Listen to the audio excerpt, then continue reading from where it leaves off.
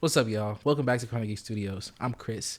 Today I want to chat with you guys about part 2 of cluster chords. I want to apply it to a couple more chord progressions just so that you guys have something tangible that you can practice and you can apply to your songs. Without further ado, let's get right into it. We're going to be doing 3 simple chord progressions today. Last video, we had a couple of chord voicings for cluster voicings. Last video I did about cluster chords, and I'll tag it up above. So we had one that was a 7th chord where you just added the 6th note to it, making it C major 13. So that's what that looked like. The second one was a 1, 2, 3, 5, 7 with the 1 and the 5 in the left hand, making it a major 9. And I also did this variation for my 7-3-6. Right, so let's apply this chord progression. 1, 2, 3, 5, 7. We'll take this and we'll practice a 1, 4, 5, 1. So we'll do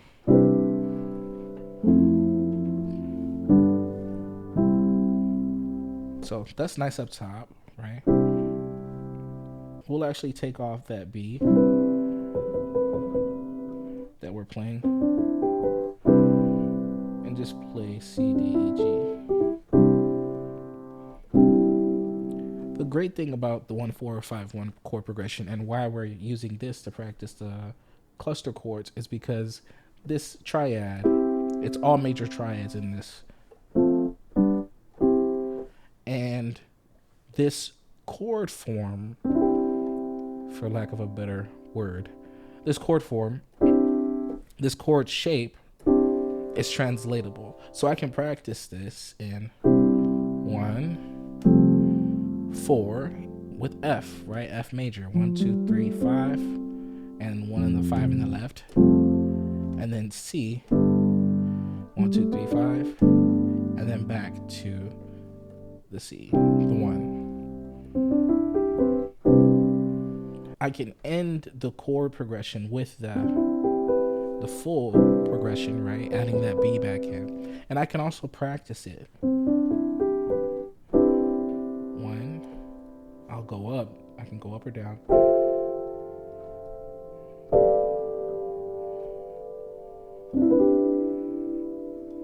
I can do it that way.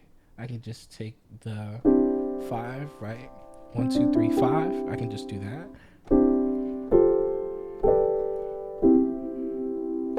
I'll do that.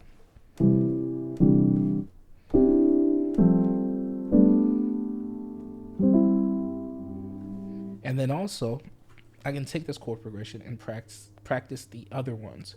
Along with 1, 2, 3, 5, 7, I had 1, 3, 5, 6, 7, making that C major. So I could do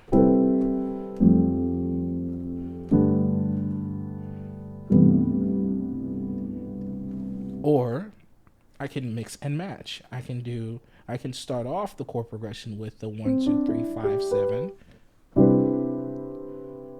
Go to the 4. And then I can add this. This simple chord progression gives you the ability to practice your cluster chords with several variations. So take that, practice it. So that was the 1, 4, 5, 1. Let's look at the 6, 1, 4, 5.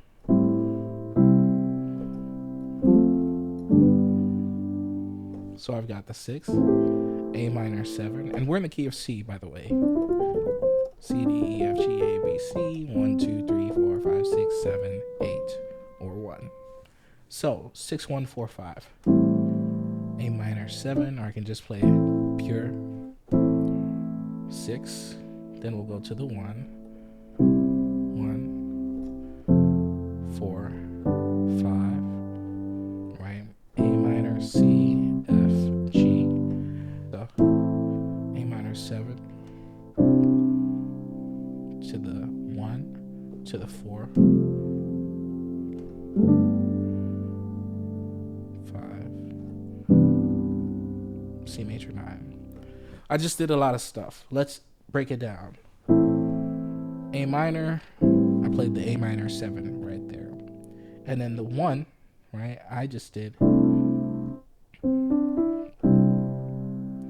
C, D, E. You know how I typically play it is with the 5 up top. I just brought the 5 down and I played in my left hand octaves. Could also play, add that 5 in there too, but the 5 is up top. So 6, 5, no, 6, 1, 4, that original shape, that C, right? But it's F. 4, 5, and then the 1. I could even do this up top, right? 6, 1, 4, 5.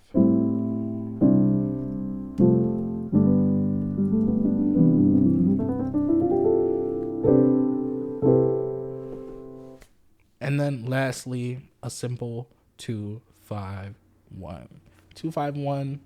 You can take the same principles we've been applying in this video, right? You've got the 2, 5, and then the 1. I have to make a video sometime breaking it down, simple to advanced.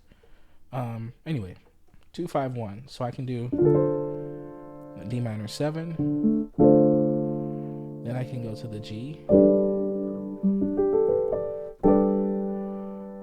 And then the 1, I could even do C major 13. That's one way to do it.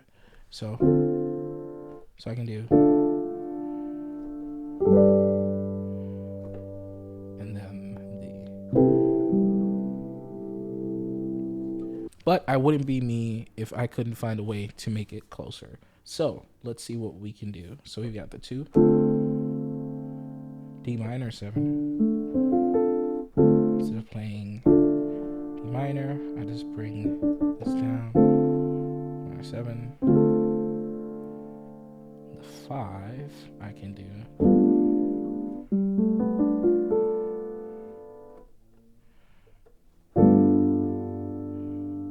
And then the 1. That's nice.